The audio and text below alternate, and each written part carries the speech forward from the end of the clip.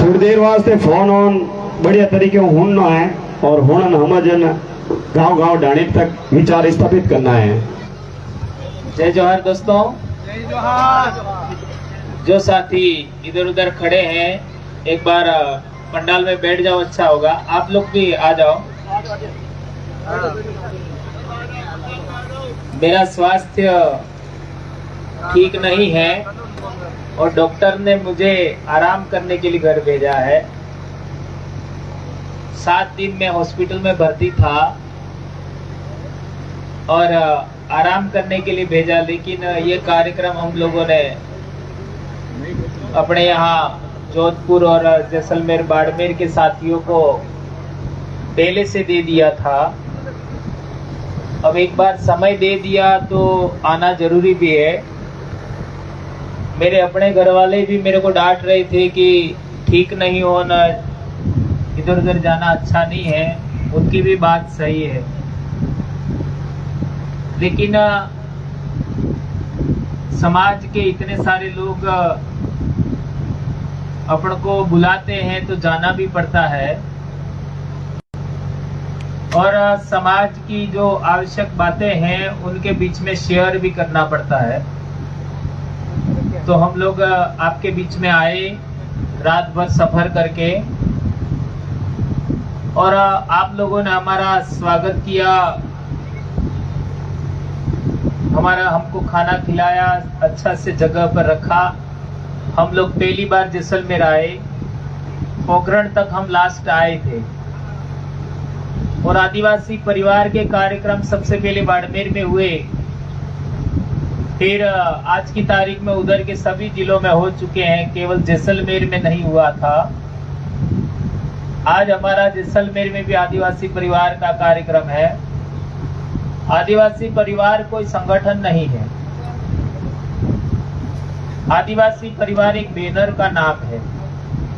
हम एक बार मेरे को एग्जैक्टली पता नहीं है, शायद सिरोही में या कहीं पर कार्यक्रम था, न मंच पर बिठा रहे थे तो मैंने मना कर दिया, न बहुत सारा विवाद हुआ था जालोर में शायद। आज देखो कोई मंच पर बैठ नहीं रहा है और हमने समाज को विचार दिया कि हम कितने भी बड़े हो गए हम साथ जी रहे हैं। जो लोग, यानी आज हमारी ये बेटियां हैं वो हमारे साथ जी रही है, बड़े बुजुर्ग हमारे साथ जी रही है, हमारी बहनें हमारे साथ जी रही है, तो हम एक ही जाजम पर बैठे।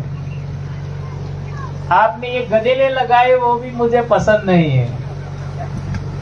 हम कोई बड़े आदमी नहीं हैं, आपके समान ही हम हैं। यहाँ पर मंच पर हमारे महापुरुष बैठेंगे जिन्होंने हमारे लिए इतना काम करके गए हैं, उनका स्थान होना चाहिए, हम नीचे ही बैठे। तो हमारी बात आपने इतना तो स्वीकार कर ही लिया है कि अब ये मंच पर कोई बैठ नहीं रहा है। एक बड़ा बदलाव ये हुआ, जैसा कि हमारे नक्ताराम जी बोल रहे थे जय जोहार के विषय पर, और कई जगह जा करके हम लोग बोलते हैं।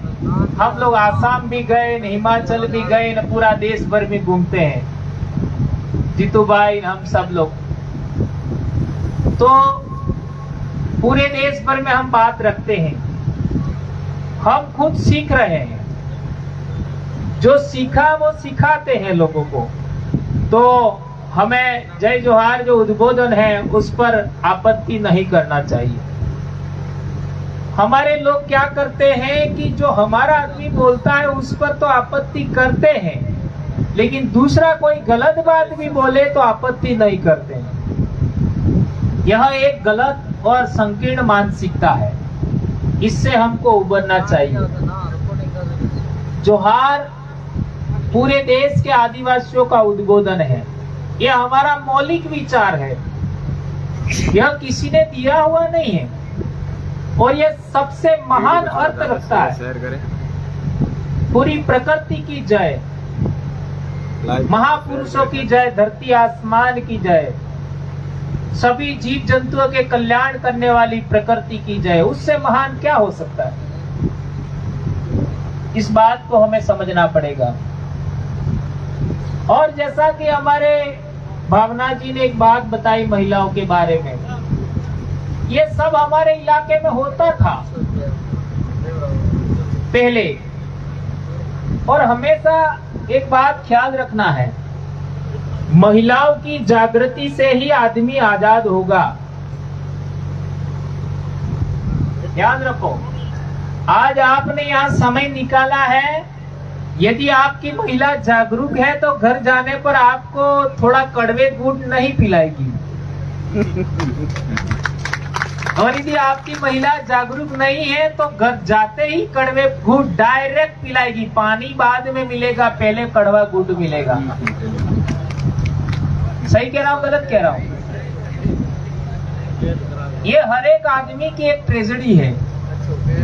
फिर भी आप लोग काम कर रहे हो, तो आप लोगों की जिम्मेदारी है कि महिला को भी आजाद करो। समझ में आया कि नहीं? महिला आजाद है तब जाकर के आप यहाँ पर आए हो, तो आपकी भी जिम्मेदारी है कि महिला को भी आजाद करो। एक दिन समाज का कार्यक्रम होता है, वहां पर पिकनिक के नाते लेके आओ, चलो घूम के आएंगे आज, है ना, और समाज की बात सुन के आएंगे। आज जमाना वो आ गया है कि बच्चों को भी कार्यक्रम में लाना चाहिए। मेरे बच्चे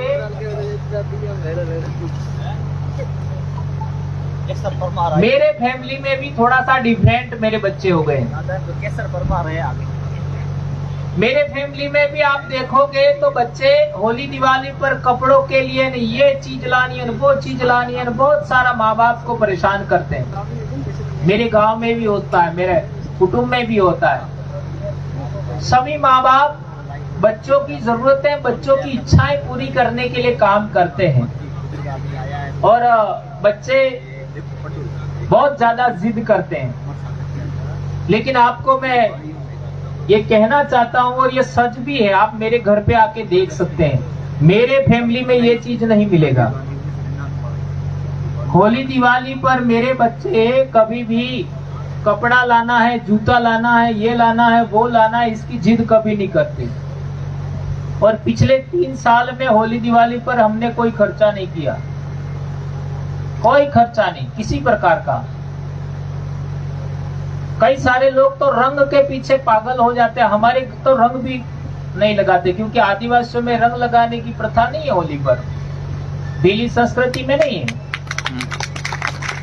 तो चूंकि ये मेरे परिवार में, मेरी फैमिली में आप जैसे लोग आते हैं, बातचीत चलती रहती है। कई साथी यहाँ पर, करीब यहाँ बैठे हुए में 100 आदमी मेरे घर आए होंगे, सबको पता है हमारे फैमिली में बात होती है, तो मेरे बच्चों में भी ये बात चली गई। मैंने अपने बच्चों को समझाया कि हमें पढ़ाई नंबर 1 पे रखना है, और नंबर 2 हमारे बाप दादाओं का कर्म, खेती बाड़ी वगैरह। मेरे बच्चे धान रोपना भी जानते हैं, सब काम करते हैं। और तीसरा है हमारे बाप दादा। हमारे बाप दादा जो काम करते हैं, हमको उससे ज्यादा प्रिय काम कोई नहीं होना चाहिए। एक कॉपी है, हम सामाजिक कामकाज में हिस्सेदारी निभाएं, समाज का हर काम, विश्व आदिवासी दिवस हो चाहे कोई भी हो। तो ये बदलाव फैमिली में हुआ, इसी तरीके का बदलाव आपके बच्चों में भी आएगा। कब आएगा? जब आप दोनों आजाद होंगे। आप आजाद होंगे, आपके पत्नी आजाद होगी, तो आपके बच्चे ऑटोमेटिक बढ़िया दिशा में जाएंगे। ये बात मैं आपके बीच में कहना चाहता हूँ। हमारे भाई युवा साथी मानाराम जी ने बहुत इम्पोर्टेंट बातें बताई। बेशक उनका दर्द जायज है, भंवरलाल परमार ऐसा ही था, समाचार में आना चाहिए। अनाप शनाप ठोकता था मैं, और जो लोग आए हैं वो सुनने वाले बेचारे, उनकी तो कोई गलती नहीं होती, लेकिन सुनना उनको ही पड़ता था। ऐसा ही बोलता था मैं, गुस्सा हो जाता था। और एक बार तो मैंने ऐसा भी बोल दिया कि हमारा समाज कभी ठीक नहीं हो सकता। और अब मैं ऐसा भी कहता हूँ कि आदिवासियों को आप एक बार जोड़ दो, जुड़ने के बाद वो करके दिखाएंगे जो हमारे बाप दादा भी काम पूरा नहीं कर पाए।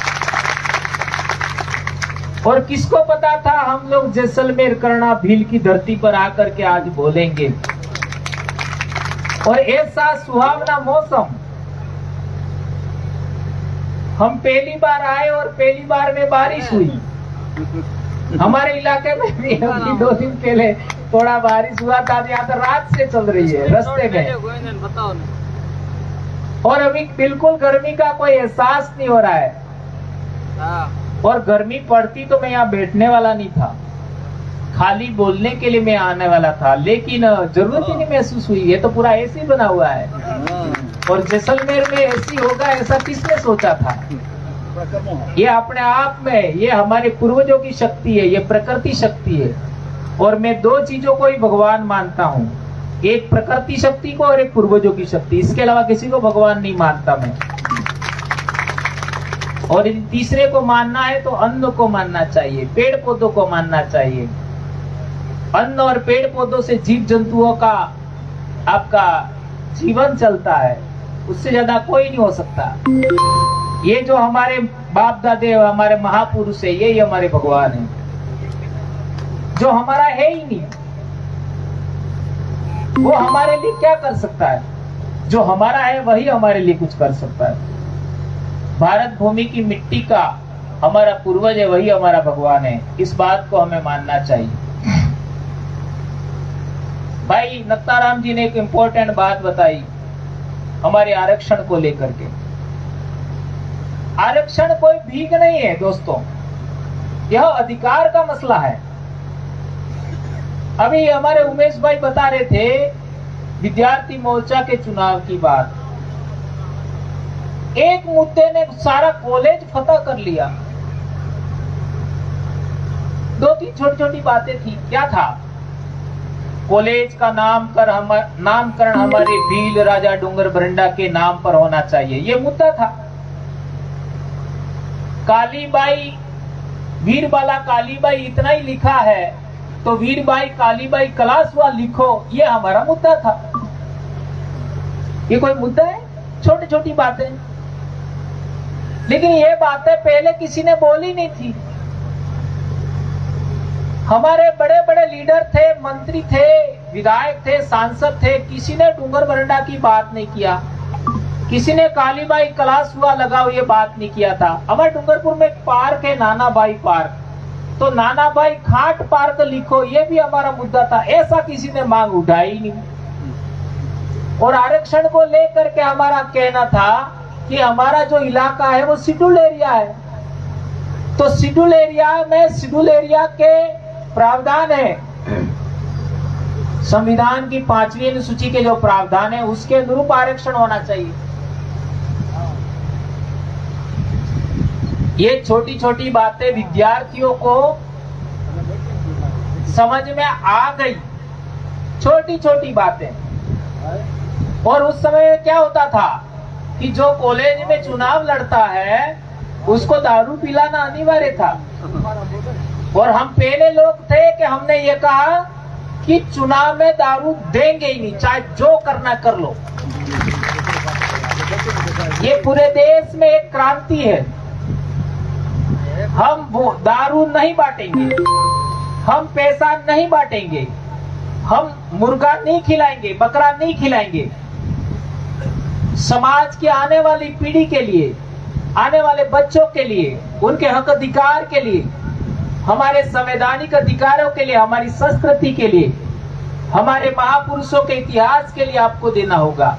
और बच्चों ने बात करके दिखाया। 21-22 कॉलेज हमने जीते, ये कोई छोटी बात है क्या? 21-22। और अभी तो सरकार ने ये भी बंद कर दिया, नहीं तो अब तो हम तो 100 कॉलेज तक पहुंच गए होते। विश्व आदिवासी दिवस की आज छुट्टी है, उसका 2017-18 में क्या हुआ था आप देखो तो सही। वसुंधरा हमारे मुख्यमंत्री थे, उनका भी कार्यक्रम डूंगरपुर में है। और हमको सरकार ने ग्राउंड नहीं दिया क्योंकि मुख्यमंत्री जी का कार्यक्रम था। मुख्यमंत्री जी डूंगरपुर में आए थे। तब होगी जब हमारे विचार एक होंगे। और हमारे विचार कब एक होंगे? जब हम लोग एक जैसा ज्ञान रखेंगे, जब हम लोग एक जैसा उद्देश्य रखेंगे तब जाके हमारे विचार एक होंगे। अभी बारिश से डर रहे हो क्या? हैं? भील मिट्टी का ढेला थोड़ी है जो पिघल जाएगा। है? हाँ, भील मिट्टी का ढेला नहीं है जो पिघल जाएगा। आराम से लेटिए।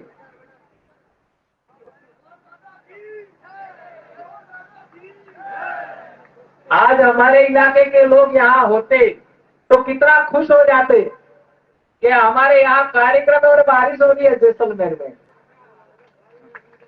इतना खुश हो जाते हैं, रेगिस्तान में बारिश हो रहा है।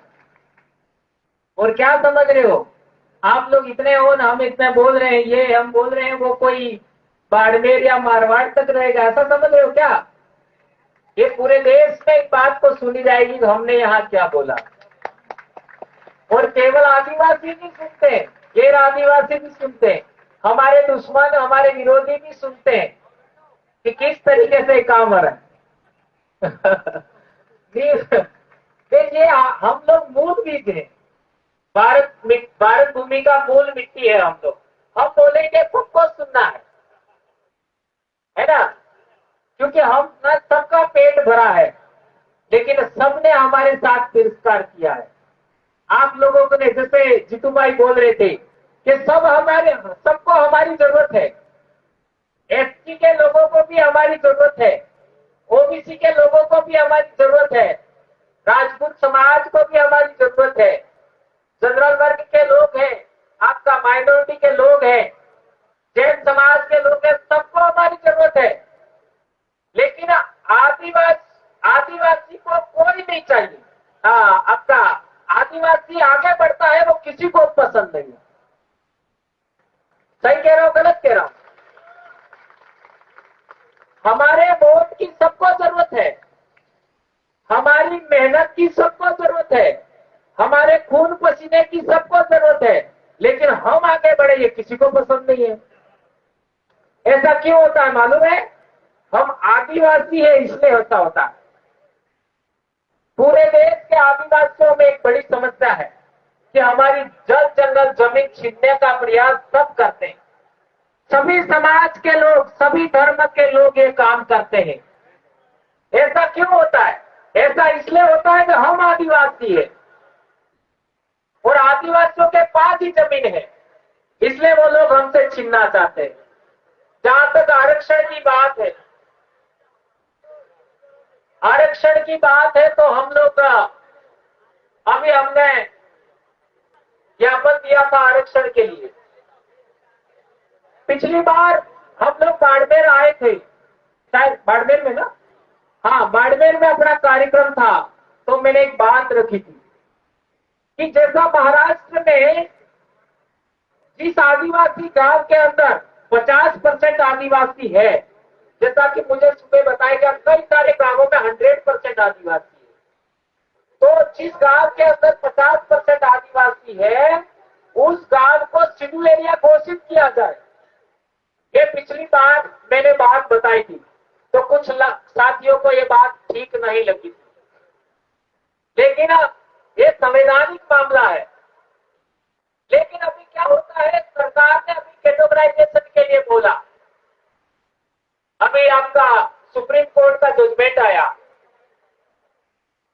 उसमें कैटेगराइजेशन की बात हुआ, तो हमने भी 4 इलाका पूरे राजस्थान के अंदर, जी पूरे राजस्थान में 4 इलाका, एक हो गया हमारा शेड्यूल्ड एरिया, इसको गंभीरता से समझिए।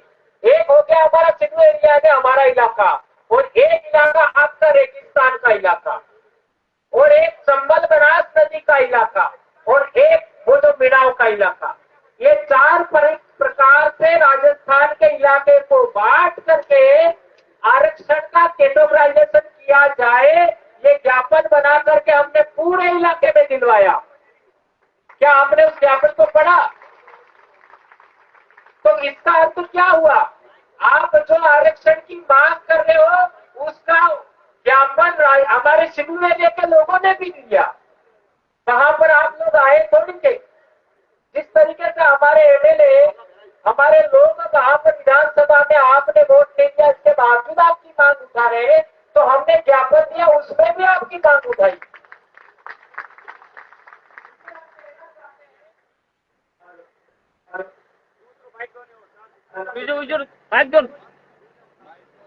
माइक